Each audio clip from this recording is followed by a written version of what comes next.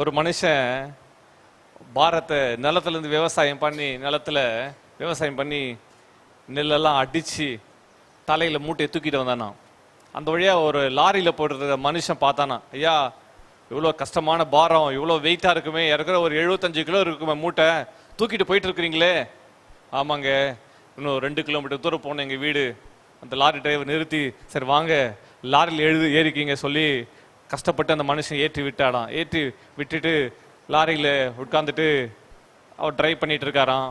முன்னாடி ஓட்டிட்டு போகும்போது கிளீனர் கேட்குறாராம், அவருக்கு இப்போது கழுத்து வலியெல்லாம் சரியா இருக்கா அப்படி சொல்லிட்டு கேட்குறாராம். அந்த கிளீனர் சின்ன கண்ணாடி இருக்கும் பார்த்தீங்களா, அந்த கண்ணாடியில் எட்டி பார்த்து கேட்குறாராம், என்னங்க இப்போ வலி வேதனைலாம் இல்லாமல் இருக்கா? ஏங்கப்பா வலி வேதனை குறையிலையே.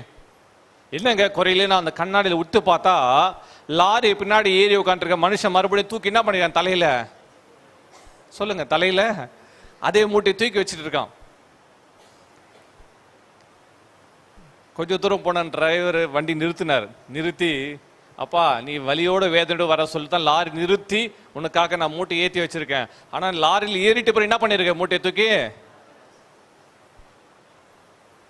இன்னைக்கு பலர் தான் செஞ்சுட்டு இருக்கோம்.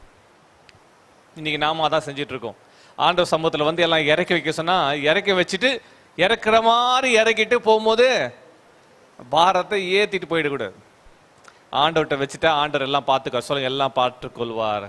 சொல்ல எல்லாவற்றையும் அவர் பார்த்து கொள்வார். ஆமே, என் வேதனை, என் கவலை, என் வியாதி, என் பிரச்சனை, என் போராட்டம், நாளைக்குரிய எல்லா காரியங்களும் கர்த்தர் பார்த்து கொள்வார். சொல்லுங்க, கர்த்தர் பார்த்து கொள்வார்.